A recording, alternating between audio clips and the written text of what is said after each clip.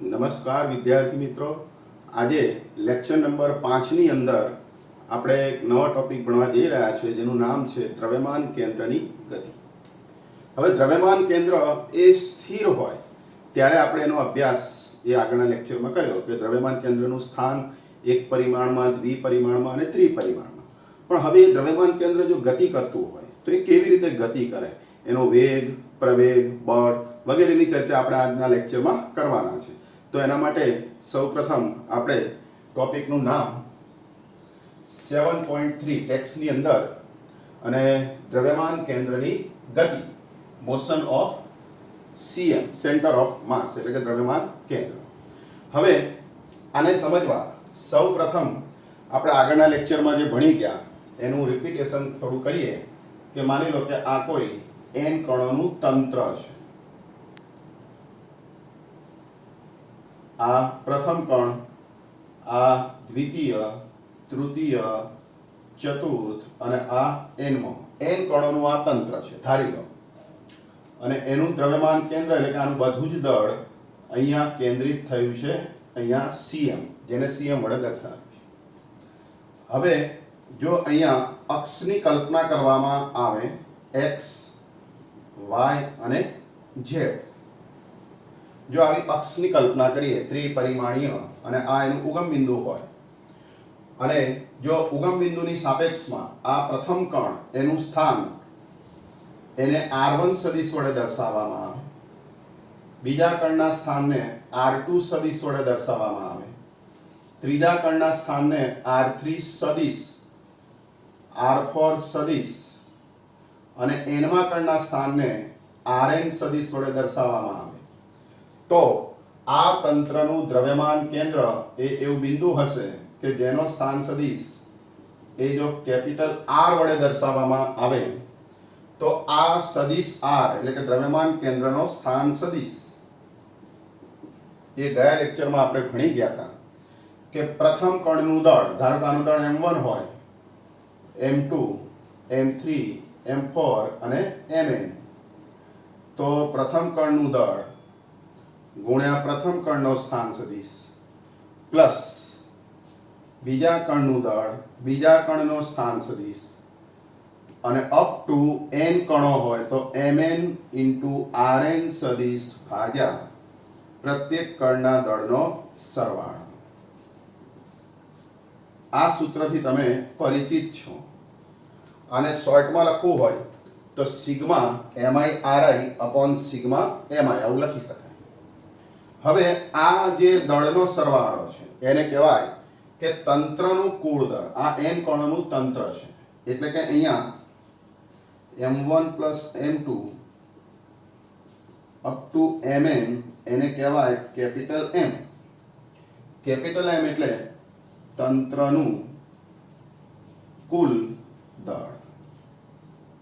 હવે વિદ્યાર્થી મિત્રો, આ કુલ દળ એ અહીંયા છેદમાં લખવામાં આવે તો હવે આપણું જે સૂત્ર છે એ આવું થશે: સદિશ R બરાબર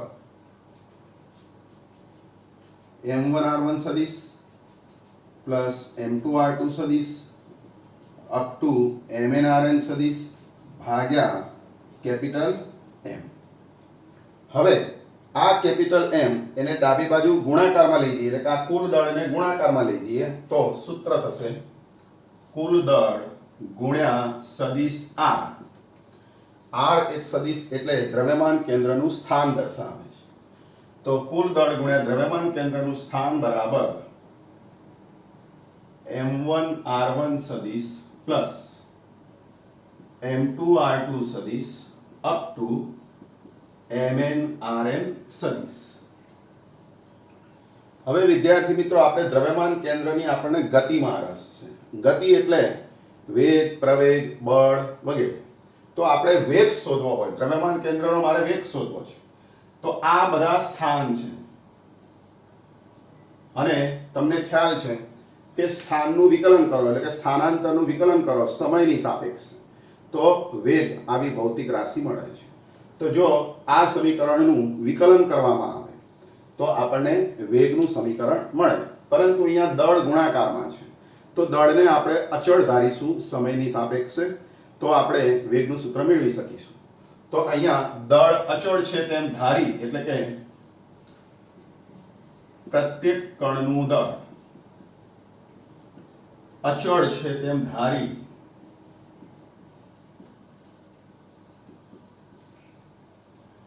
દરેક પદનું સમયની સાપેક્ષે વિકલન કરતા. વિદ્યાર્થી મિત્રો આનું વિકલન કરીશું. તમને ખબર છે કે વિકલન એટલે d/dt. સમયની સાપેક્ષે વિકલન કરવું હોય તો સંજ્ઞા એની છે d/dt. d મીન્સ ડેરિવેટિવ વિકલન અને by dt મીન્સ સમયની સાપેક્ષે એટલે d/dt લગાડીશું. તો m અચળ છે એટલે એમને એમ રહેવા દઈશું, પરંતુ r સદિશ છે એનું વિકલન કરવા માટે આગળ d એટલે કે વિકલનની સંજ્ઞા અને ભાગ્યા dt એટલે કે સમયની સાપેક્ષે એટલે derivative of r with respect to time. આનો અર્થ આવો થાય છે એટલે dr/dt. એવી રીતે પ્રથમ પદમાં પ્રથમ કણનું દળ અચળ અને r1 નું વિકલન એટલે કે r1 ની આગળ d/dt ઓફ r1. એવી રીતે m2 અને r2 ની આગળ લખીશું d/dt એટલે કે derivative of r2 with respect to time up to mn અને drn/dt.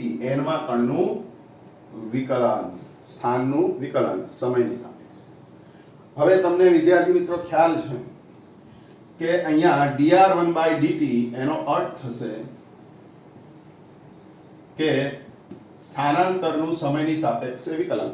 પણ પ્રથમ કણ તો પછી એને લખાય કે v1 સદિશ વેગ. સ્થાનાંતરનું વિકલન સમયની સાપેક્ષે એટલે વેગ, સ્થાનાંતર ભાગ્યા સમય એટલે વેગ. એ રીતે પણ તમે યાદ રાખી શકો. તો આને કહેવાય કે પ્રથમ કણનો વેગ. આવી રીતે dr2/dt એટલે સદિશ v2 બરાબર દ્વિતીય કણનો વેગ, બીજા કણનો વેગ up to drn/dt is equal two vn એટલે કે n માં કણનો વેગ. તો આવી રીતે અહીંયા વેગ આપણે લખીશું અને એ ઉપરાંત dr/dt. તો dr સદિશ dt એને કહેવાય દ્રવ્યમાન કેન્દ્રનો વેગ એટલે કે કેપિટલ V સદિશ. અહીં લખીશું dr સદિશ dt બરાબર સદિશ v, જેને કહીશું કે કેપિટલ V છે. આ યાદ રાખજો, મોટો V છે, સ્મોલ નહીં. આ બધા સ્મોલ છે પણ આ કેપિટલ V છે એટલે એને કહીશું દ્રવ્યમાન કેન્દ્રનો વેગ.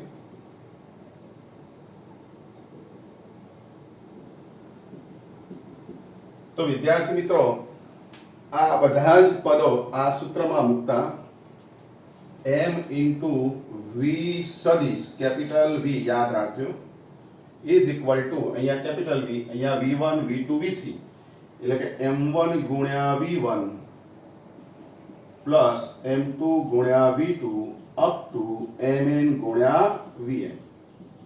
આવું પદ થાય.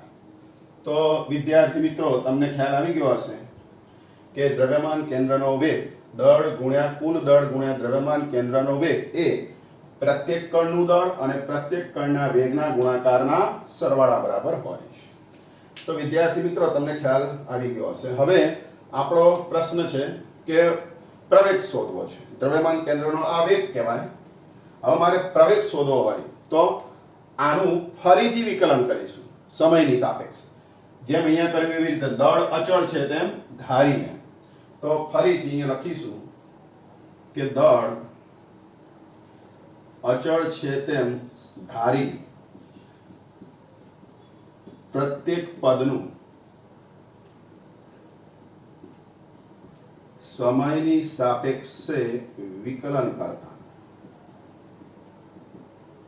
તો જેવી રીતે અહીંયા વિકલન કર્યું કે દળ જેમ છે એમ જ પરંતુ અહીંયા જે v સદિશ છે એની આગળ d બાય dt લગાડીશું, એટલે કે d by dt of v સદિશ ઇઝ ઇક્વલ ટુ અહીંયા m1 dv1 by dt plus બીજું પદ m2 dv2 સદિશ બાય dt અપ ટુ nમું પદ dvn સદિશ બાય dt. તો આવી રીતે આપણે લખી શકીએ. હવે અહીંયા ફરીથી કે વેગનું સમયની સાપેક્ષે વિકલન એટલે કઈ રાશિ મળે? પ્રવેગ. તમને ખ્યાલ જ છે કે જેવી રીતે સ્થાનાંતરનું વિકલન કરતા વેગ મળે એવી રીતે વેગનું વિકલન કરતા પ્રવેગ મળે. વેગ ભાગ્યા સમય એટલે પ્રવેગ. એટલે અહીં લખીશું કે dv1 બાય dt એટલે સદિશ a1 સ્મોલ a1 એટલે પ્રથમ કણનો પ્રવેગ,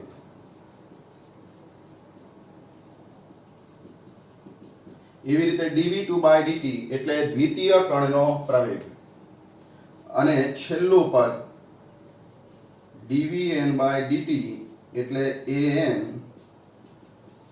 nમા કણનો પ્રવેગ, અને dv બાય dt એટલે કેપિટલ A જે આપણે અહીંયા લખીશું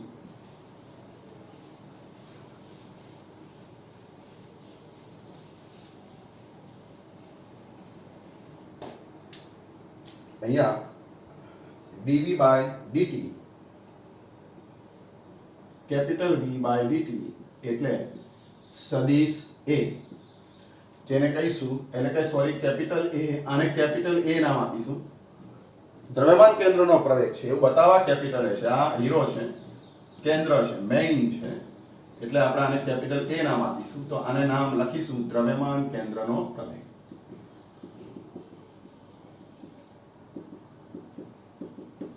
હવે આ સમગ્ર જે સંજ્ઞાઓ છે પ્રવેગની એ અહીંયા મૂકી દઈશું મૂળ સૂત્રમાં. તો સૂત્ર હતું આપણું m ગુણ્યા dv બાય dt એટલે કેપિટલ A દ્રવ્યમાન કેન્દ્રનો પ્રવેગ બરાબર m1 ઇન્ટુ અહીંયા સ્મોલ a1 પ્રથમ કણનો પ્રવેગ dv2 બાય dt એ અહીંયા an માં કણનો પ્રવેગ એટલે કે સૂત્ર થશે m1 ઇન્ટુ a1 સદિશ પ્લસ m2 ગુણ્યા સદિશ a2 અપ ટુ mn ગુણ્યા an સદિશ. તો વિદ્યાર્થી મિત્રો આ રીતે સમીકરણ તૈયાર થશે. એટલે કે દ્રવ્યમાન કેન્દ્રનો કુલ દળ અને દ્રવ્યમાન કેન્દ્રના પ્રવેગનો ગુણાકાર એ પ્રત્યેક કણના દળ અને પ્રવેગના ગુણાકારના સરવાળા બરાબર હોય, સદિશ સરવાળા બરાબર હોય. આવું આપણે લખી શકીએ. હવે તમે જાણો છો કે ન્યૂટનના બીજા નિયમ અનુસાર, ન્યૂટનના ગતિના બીજા નિયમ અનુસાર m1 a1 એટલે f1 કહેવાય બળ. ન્યૂટનનો બીજો નિયમ કે દળ ગુણ્યા પ્રવેગ એટલે બળ. શું કહેવાય આને? પ્રથમ કણ પર બળ. એવી રીતે m2 a2 ને કહેવાય દ્વિતીય કણ પર બળ.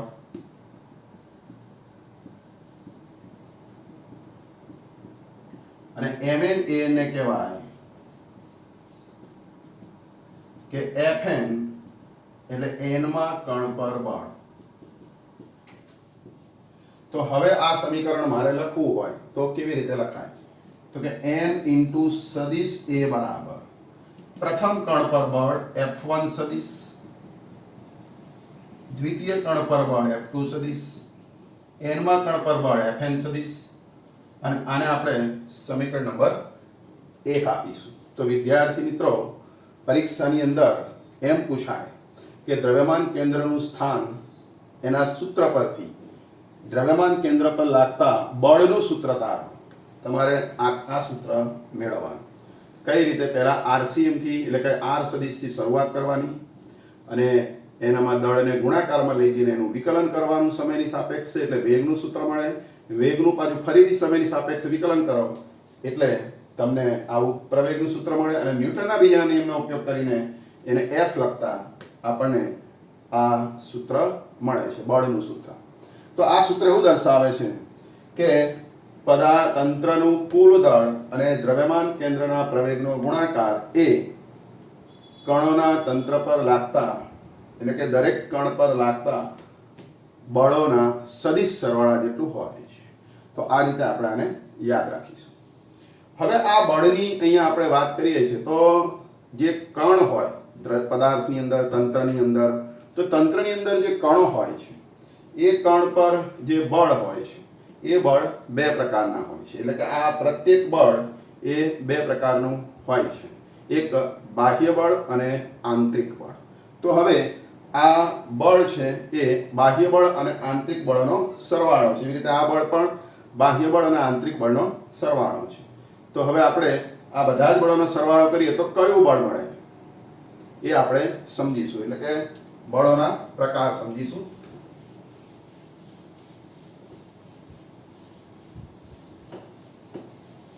તો હવે આપણે આગળ વધીએ કે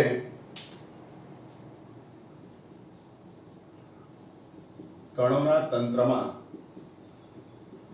લાગતા બળ.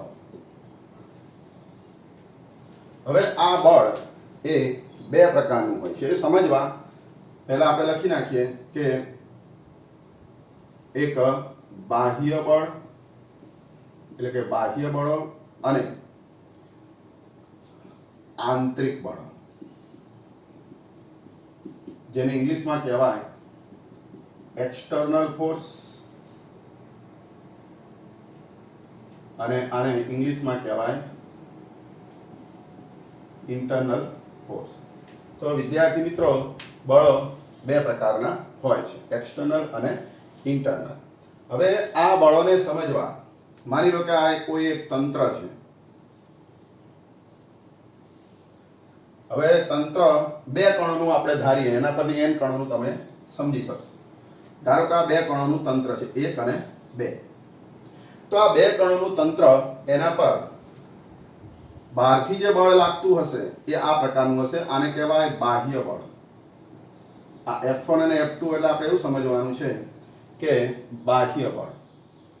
અને એટલે કે આને આપણે નામ આપી દઈએ કે કણ 1 ઉપર બાહ્ય બળ અને કણ 2 પર બાહ્ય બળ.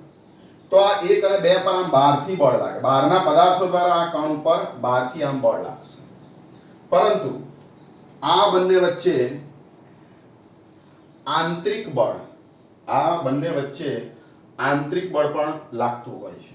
તો એ આંતરિક બળ એ જો અહીં દ્રવ્યમાન કેન્દ્ર ધારીએ તંત્રનું, તો આ પ્રથમ કણ પર લાગતું આંતરિક બળ એ 2 વડે 1 ઉપર લાગશે એટલે F12 કહેવાય.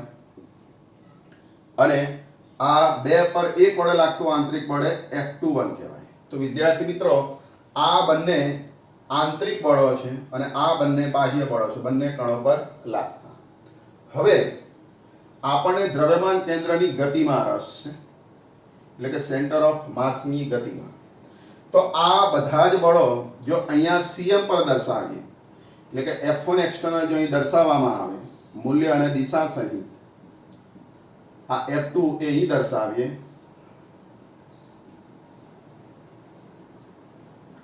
અને આ બંને બળ છે F12 ને F21 જે આંતરિક છે, F12 જમણી બાજુ, F21 ડાબી બાજુ. તો તમે જુઓ વિદ્યાર્થી મિત્રો કે ન્યૂટનના ત્રીજા નિયમ અનુસાર આ બંને આંતરિક બળો એ સમાન મૂલ્યના અને પરસ્પર વિરુદ્ધ દિશામાં હશે. એટલે આ આંતરિક બળોનું જે પરિણામી બળ છે આ બંનેનો સરવાળો એ શૂન્ય થશે. આ આંતરિક બળોનો સરવાળો એ શૂન્ય થશે, કારણ કે આ બંને સમાન મૂલ્યના અને વિરુદ્ધ દિશામાં, એટલે કે F12 બરાબર -F21 છે. આ બંને સમાન મૂલ્યના અને વિરુદ્ધ દિશામાં હોવાથી આ આંતરિક બળોનો સરવાળો એ શૂન્ય થશે. પરંતુ આ જે બાહ્ય બળ છે એ ભિન્ન દિશામાં છે. જો અહીં દિશા વિરુદ્ધ હતી, અહીંયા દિશા વિરુદ્ધ નથી. એટલે સબાચના નિયમ અનુસાર જો આને સમાંતર લાઈન દોરીએ તો પરિણામી બળ આ બંનેનું F એક્સટર્નલ એ ઉપર તરફ લાગશે, એટલે કે શૂન્ય થશે નહીં. એટલે કે આ બાહ્ય બળોનો સરવાળો F1 એક્સટર્નલ વત્તા F2 એક્સટર્નલ, આ બાહ્ય બળોનો સરવાળો એ શૂન્ય થતો નથી. એટલે કે આ બાહ્ય બળો એ આ રીતે કંઈક લાગશે. એટલે આપણે એવું કહી શકીએ કે આ કણોના તંત્ર પર બે પ્રકારના બળો લાગતા હોય છે, બાહ્ય બળો અને આંતરિક બળો. પરંતુ જે આંતરિક બળોનો સરવાળો શૂન્ય થાય છે ન્યૂટનના ત્રીજા નિયમ અનુસાર, પરંતુ બાહ્ય બળોનો સરવાળો આ સબાચના નિયમ અનુસાર શૂન્ય થતો નથી. એટલે કે દ્રવ્યમાન કેન્દ્ર એ કયા બળની અસર હેઠળ ગતિ કરશે? માત્ર બાહ્ય બળો, માત્ર બાહ્ય બળો. કેમ કે આંતરિક બળોનો સરવાળો શૂન્ય થાય છે. એટલે કે દ્રવ્યમાન કેન્દ્ર એ માત્ર બાહ્ય બળોની અસર હેઠળ ગતિ કરતું હશે. એટલે હવે મારે અહીંયા જે પદ લખ્યું આપણે કે F1 + F2 up to Fn, એ હવે આપણે એવું જ ગણીશું કે આ બધા જ બળોનો સરવાળો એ બાહ્ય બળોનો સરવાળો છે. આ જે કુલ બળ છે આ બધા જ બળોનો સરવાળો એટલે કે પરિણામી બળ એ શું હશે? પરિણામી બળ એ બાહ્ય બળોનો સરવાળો હશે. એટલે હવે મારે આ સૂત્ર લખવું હોય તો આ પ્રમાણે હું લખી શકું કે m * સદિશ a બરાબર, આ સૂત્રને આપણે આ રીતે લખીશું કે આ બળોની ચર્ચા કર્યા બાદ કે m * સદિશ a બરાબર આ બધા જ બળોને બદલે સદિશ f * એક્સટર્નલ, સદિશ f એક્સટર્નલ. આનો અર્થ એવો થાય છે કે કણોના તંત્ર પર લાગતા બધા જ બાહ્ય બળોનો સરવાળો એ તંત્રના કુલ દળ અને દ્રવ્યમાન કેન્દ્રના પ્રવેગના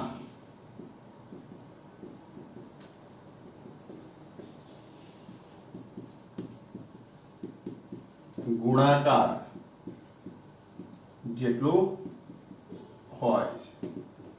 તો તંત્ર પર લાગતા બધા જ બાહ્ય બળોનો સરવાળો, પ્રત્યેક કણ પર લાગતા બાહ્ય બળોનો સરવાળો એટલે કે પરિણામી બાહ્ય બળ, પરિણામી બાહ્ય બળ એ કુલ દળ અને દ્રવ્યમાન કેન્દ્રના પ્રવેગના ગુણાકાર જેટલું હોય છે. આવી રીતે આપણે આને યાદ રાખીશું. હવે વિદ્યાર્થી મિત્રો, આના પરથી આપણે એવું કહી શકીએ કે દ્રવ્યમાન કેન્દ્ર કેવી રીતે ગતિ કરતું હશે. આપણે જો ટોપિક છે દ્રવ્યમાન કેન્દ્રની ગતિ, તો દ્રવ્યમાન કેન્દ્ર એ કેવી રીતે ગતિ કરતું હશે? તો આ દ્રવ્યમાન કેન્દ્ર બળોની અસર હેઠળ કેવી રીતે ગતિ કરતું હશે? તો દ્રવ્યમાન કેન્દ્ર એ જો તંત્રનું સમગ્ર દળ, આ તંત્રનું સમગ્ર દળ જાણે દ્રવ્યમાન કેન્દ્ર પર કેન્દ્રિત થયું હોય અને બધા જ બળ એ જાણે દ્રવ્યમાન કેન્દ્ર પર લાગતા હોય, એવી રીતે દ્રવ્યમાન કેન્દ્ર ગતિ કરતું હશે. આ બધી ચર્ચાનો સાર શું? કે તંત્રનું સમગ્ર દળ, કે તંત્રનું સમગ્ર દળ જાણે કે તેના દ્રવ્યમાન કેન્દ્ર પર કેન્દ્રિત થયું હોય અને બધા જ બાહ્ય બળો દ્રવ્યમાન કેન્દ્ર પર લાગતા હોય તે રીતે દ્રવ્યમાન કેન્દ્ર ગતિ કરે છે. તો વિદ્યાર્થી મિત્રો, દ્રવ્યમાન કેન્દ્ર કેવી રીતે ગતિ કરે છે એનો આપણે અહીંયા અભ્યાસ કર્યો. હવે આ સૂત્ર એ બહુ જ અગત્યનું છે. તો આ સૂત્ર એ કોને લાગુ પાડી શકાય? તો આપણે આગળ ભણી ગયા લેક્ચરની શરૂઆતમાં કે ગતિ બે પ્રકારની હોય, શુદ્ધ સ્થાનાંતર ગતિ અને સ્થાનાંતર ગતિ અને ચાક ગતિની મિશ્રિત ગતિ. તો હવે આ બંને પ્રકારની જે ગતિ છે, સ્થાનાંતરણ ગતિ એટલે કે શુદ્ધ સ્થાનાંતર ગતિ અને ચાક ગતિ, એ બંને ગતિઓને આ સૂત્ર લાગુ પાડી શકાય. કોઈ દ્રઢ પદાર્થ છે એ બે પ્રકારની ગતિ કરી શકાય, શુદ્ધ સ્થાનાંતર ગતિ અને સ્થાનાંતર ગતિ અને ચાક ગતિ મિશ્રિત ગતિ. તો બંને પ્રકારની ગતિ જે પદાર્થ કરતો હોય એ પદાર્થને આ સૂત્ર આપણે લાગુ પાડી શકીએ. તો આ રીતે હવે નેક્સ્ટ જે ટોપિક આવશે એમાં આપણે આ રીતે આ સૂત્રનો ઉપયોગ કરીશું. હવે એક ઉદાહરણ દ્વારા આપણે સમજીએ કે કોઈ પદાર્થ ગતિ કરતો હોય તો એનું દ્રવ્યમાન કેન્દ્ર એ કેવી રીતે ગતિ કરતું હશે. એક યોગ્ય ઉદાહરણ દ્વારા આપણે સમજીએ. બોમ્બનું ઉદાહરણ, તો એ ઉદાહરણ દ્વારા તમે સમજી શકશો કે દ્રવ્યમાન કેન્દ્રની ગતિ પાછળ કઈ રીતે બળ જવાબદાર છે. તો હવે આપણે સમજીએ. ધારો કે આ કોઈ XY સમતલ છે અને આ XY સમતલની અંદર કોઈ એક બોમ્બ અહીંથી પ્રક્ષિપ્ત કરવામાં આવે છે. અહીંથી બોમ્બને, એટલે કે ધારો કે ઉગમ બિંદુ છે અહીંયા અક્ષનું, તો અહીંથી બોમ્બને ફેંકવામાં આવે છે, પ્રક્ષિપ્ત કરવામાં આવે. પ્રક્ષિપ્ત એટલે ગુરુત્વાકર્ષણ બળની અસર હેઠળ અમુક ખૂણે પદાર્થને ફેંકવો. તો આ પદાર્થ પ્રક્ષિપ્ત ગતિ, બોમ્બ પ્રક્ષિપ્ત ગતિ કરે છે અને એ મહત્તમ ઊંચાઈ જશે પ્રક્ષિપ્ત ગતિ કરતો કરતો બોમ્બ, અને એ પરવલય માર્ગે ગતિ કરશે. પરવલય એટલે યુ આકાર, યુ શેપ. હવે ધારો કે બોમ્બ એ અમુક અંતરે પહોંચશે, ધારો કે આ બોમ્બ અમુક અંતરે પહોંચે છે, તો અહીંયા બોમ્બનો ધારો કે એકાએક વિસ્ફોટ થાય છે, એટલે કે બોમ્બ ફૂટે છે. બોમ્બ ફૂટે એટલે એના જે ટુકડાઓ છે એ આવી રીતે અલગ અલગ દિશાઓમાં ફંગોળાશે. તો આ બોમ્બના ટુકડાઓ અલગ અલગ દિશાઓમાં ફંગોળાય છે, પરંતુ આ દ્રવ્યમાન કેન્દ્ર જે હશે બોમ્બનું, આ બોમ્બનું જે દ્રવ્યમાન કેન્દ્ર હશે, એ દ્રવ્યમાન કેન્દ્ર એ તો બાહ્ય બળની અસર હેઠળ જ ગતિ કરશે.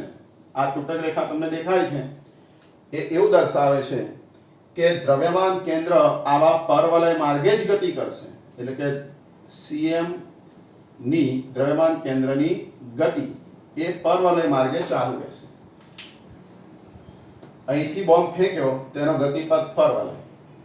વિસ્ફોટ બાદ પણ દ્રવ્યમાન કેન્દ્ર તો આ પરવલય માર્ગે જ ગતિ કરશે, ભલે ટુકડાઓ અલગ અલગ દિશાઓમાં જતા, પરંતુ એ ટુકડાઓનું જે દ્રવ્યમાન કેન્દ્ર છે એ તો બાહ્ય બળની અસર હેઠળ આ રીતે પરવલય માર્ગે જ ગતિ કરશે. જે બોમ્બના વિસ્ફોટ પહેલા પરવલય માર્ગ હતો, બોમ્બના વિસ્ફોટ પછી પણ એનો ગતિમાર્ગ પરવલય જ રહેશે. કેમ? કારણ કે બાહ્ય બળની અસર હેઠળ આ દ્રવ્યમાન કેન્દ્ર ગતિ કરે છે. આ ટુકડાઓની જે ગતિ છે એ આંતરિક બળોના કારણે થાય છે. એટલે આ પરવલય માર્ગની જે ગતિ છે એમાં આ આંતરિક બળોનો કોઈ ફાળો નથી. આંતરિક બળો તો માત્ર આ બોમ્બને આમ ટુકડાઓમાં વિભાજિત કરે છે અને ગતિ કરાવે છે, પરંતુ જે બાહ્ય બળ છે એ પરવલય માર્ગે આ દ્રવ્યમાન કેન્દ્રને ગતિ કરાવે છે. એટલે કે ટુકડાઓનું જે દ્રવ્યમાન કેન્દ્ર છે એ પરવલય માર્ગે ગતિ ચાલુ રાખશે. તો જો બોમ્બનો વિસ્ફોટ ના થયો હોત તોય પરવલય માર્ગ, બોમ્બના વિસ્ફોટ પછી પણ આ દ્રવ્યમાન કેન્દ્ર પરવલય માર્ગે ગતિ કરે છે. તો આ ઉદાહરણ દ્વારા આપણે એવું કહી શકીએ કે આ બોમ્બ એટલે તંત્ર, એનું સમગ્ર દળ એના કેન્દ્રમાં કેન્દ્રિત થયું હોય તે રીતે બોમ્બ એ બાહ્ય બળની અસર હેઠળ પરવલય માર્ગે ગતિ કરે છે, અન્ય માર્ગે નહીં. આંતરિક બળોનો આમાં કોઈ રોલ નથી દ્રવ્યમાન કેન્દ્રની ગતિમાં, માત્ર બાહ્ય બળોને કારણે આ દ્રવ્યમાન કેન્દ્ર ગતિ કરે છે. તો આપણે આ સમીકરણ દ્વારા એવું કહી શકીએ કે અહીંયા બોમ્બ એ માત્ર બાહ્ય બળની અસર હેઠળ પરવલય માર્ગે ગતિ કરે છે. તો વિદ્યાર્થી મિત્રો, આજના લેક્ચરમાં તમે દ્રવ્યમાન કેન્દ્ર એના સ્થાન સૂત્ર પરથી આપણે વેગ સૂત્ર, પ્રવેગ સૂત્ર અને બળ સૂત્ર દ્રવ્યમાન કેન્દ્રનું, અને એના પરથી આ ઉદાહરણ દ્વારા આપણે કે દ્રવ્યમાન કેન્દ્રની ગતિ સમજ્યા. તો આજે લેક્ચર નંબર 5ની અંદર તમે જે કંઈ ભણ્યા છો એ સારી રીતે બુકમાંથી આપ તૈયાર કરશો અને એની હોમવર્ક જે આપું છું PDF દ્વારા એ આપ કરશો તો આ ટોપિક ખૂબ સારી રીતે તમે તૈયાર કરી શકશો. આ ટોપિકમાંથી 2 માર્ક્સના 3 જાતના પ્રશ્નો પૂછી શકાય. એક પ્રશ્ન એવો પૂછાય કે કણોના તંત્રના દ્રવ્યમાન કેન્દ્રના સૂત્ર પરથી દ્રવ્યમાન કેન્દ્રના વેગ અને પ્રવેગનું સૂત્ર તારવો. બીજો પ્રશ્ન એવો પૂછાય કે સ્થાન સૂત્ર પરથી વેગ અને પ્રવેગનું સૂત્ર અને બળનું સૂત્ર તારવો. અને ત્રીજો પ્રશ્ન એવો પૂછાય કે બળનું સૂત્ર લખી, આ સૂત્ર લખી, બળનું સૂત્ર લખી અને બળોના પ્રકાર સમજાવો અને તેના પરથી ઉદાહરણ દ્વારા દ્રવ્યમાન કેન્દ્રની ગતિ સમજાવો. તો વિદ્યાર્થી મિત્રો, આ રીતે 3 પ્રકારના પ્રશ્નોમાંથી પૂછી શકાય. તો આજના લેક્ચરમાં આજે આટલું રહેવા દઈએ છીએ. નેક્સ્ટ લેક્ચરમાં આપણે નવા ટોપિક સાથે ફરી મળીશું. તો ત્યાં સુધી જય સ્વામિનારાયણ.